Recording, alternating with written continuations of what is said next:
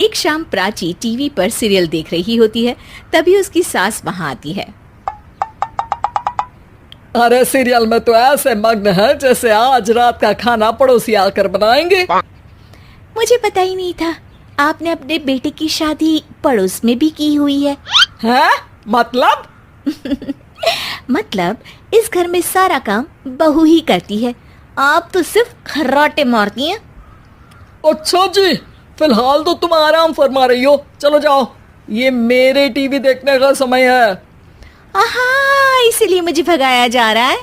Sorry, अब तो बिल्कुल नहीं जाऊंगी। प्राची की इस बात पर दोनों सास बहू के बीच टीवी रिमोट के पीछे बच्चों जैसे छीना झपटी शुरू हो जाती है, जिसके बीच श्लोक भी काम से घर वापस आ जाता है। हाँ, आज मेरी चूहे बिल्ली की जोड़ी किस बात पर झगड़ रही है? अरे तेरे बीवी मुझे टीवी ही नहीं देखने दे रही। अरे तुम्हारी मम्मी मुझे खाना बनाने के लिए फोर्स कर रही है। अरे वाह, ऐसे बेतुके रीजन पर तो बच्चे भी झगड़ा नहीं करते।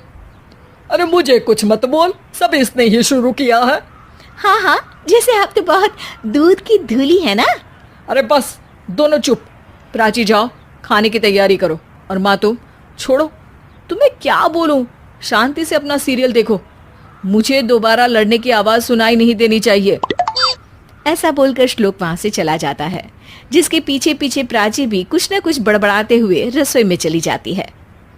हाँ हाँ, सासू जी को तो कुछ बोलेंगे ही नहीं, बस मुझ पर ही हुक्म चलता है, खाना बनाओ, जैसे मैं इनके घर में खाना बनाने के लिए आई हूँ। इसी तरह शाम बीतती है और रात को श्लोक और प्राची की सास खाना खाकर सोने चले जाते हैं, लेकिन प्राची गुस्से में कुछ खाए बिना काम में ही लगी रहती है। इस घर में किसी को घंटा फिक्र नहीं पड़ता, मैं खाऊं या भूखी रहूं। प्राची कुछ देर के लिए रसोई से बाहर जाती है और जैसे ही वापस आती है तो वहां दूध का भरा ग्लास देखकर हैरान रह जाती है। फिक्र पूरी है, बस दिखाना नहीं है। प्राची दूध पीकर सोने चली जाती है और अगली सुबह एक बार फिर सास बहू का कार्टून नेटवर्क स्टार्ट हो जाता है। ये तुमने ही किया है। अरे अजीब जबरदस्ती है, मैं बोल रही हूँ मैंने कुछ नहीं किया। दोनों ने मिलकर पूरे घर को पागल खाना बनाया हुआ है। यहाँ कोई नॉर्मल इंसान तो रह ही नहीं सकता, इसीलिए अब पड़ोसी क्या रिश्तेदार भी घर आने से कतराते हैं। और सुन बेटे, तू भी चंगा, तेरी माँ भी चंगी, तेरी बीवी भी चंगी, रिश्तेदार। हाँ जी, आपको नहीं पता क्या, गंगाधर ही शक्तिमान है, रिश्तेदार ही। हाँ हाँ, बस समझ गया। कभी जानवरों जैसे लड़ेंगी तो कभी जुगलबंदी करेंगी। भाई मैं आप दोनों के बीच में नहीं फंसना चाहता। सास बहू की इस मनमौजी जोड़ी से परेशान होकर श्लोक अपना सिर खुजलाता वहां से चला जाता है। चलो अब मैं भी कीर्तन में जा रही हूँ। इस पर जैसे ही सास कमरे में अपना पर्स लेने जाती है तो वहां नाश्ते की प्लेट रखी देख मुस्कुराने लगती है और नाश्ता करके घर से बाहर निकलते हुए कुछ पैसे टेबल पर रख जाती है, जिसकी कुछ देर बाद सिलेंडर वाला घर आता है। ओ मोरी मैया, मैं सिलेंडर के बारे में तो बिल्कुल भूल ही गई थी। घर खर्च के सारे पैसे भी मम्मी के पास है और श्लोक से बोला तो उल्टा 4 बात सुनाएंगे। प्राची ये सोच ही रही होती है कि अचानक उसका चेहरा चमक उठता है और वो घर में आकर इधर उधर देखने लगती है। तभी उसकी नज़र टेबल पर रखे पैसों पर पड़ती है, जिन्हें वो सिलेंडर वाले को दे देती है। ये सब श्लोक देख लेता है। अच्छा बेटे, इतना बड़ा घोटाला, सबके सामने मैं तेरी दुश्मन और पीठ पीछे तेरी मेरी यारी। इस पर श्लोक एक प्लान बनाता है और शाम को सब एक साथ बैठे होने पर बोलने लगता है।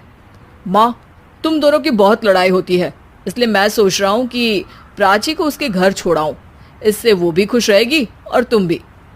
अचानक श्लोक की ये बात सुनकर सास बहू शौक से उसकी तरफ देखती है। अरे ऐसे कैसे घर छोड़ाओगे, मुझे कहीं नहीं जाना। अरे तुमने बोला नहीं पर मैंने सुन लिया, तुम्हें मम्मी के साथ रहना अच्छा नहीं लगता, मुझे पता है।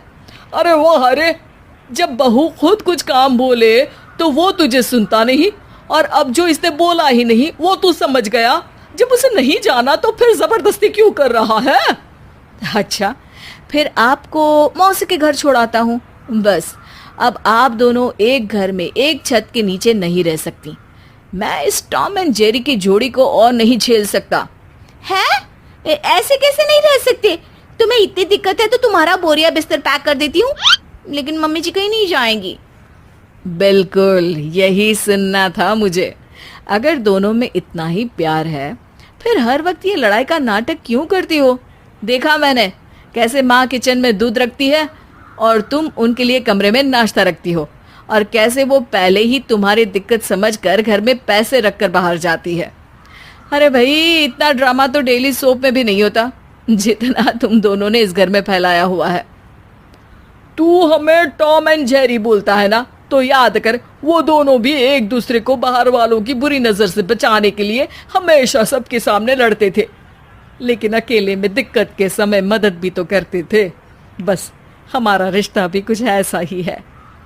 और वैसे भी अगर सास बहू में तू मैं नहीं होती तो दुनिया वालों को कहानियां कैसे मिलेंगी?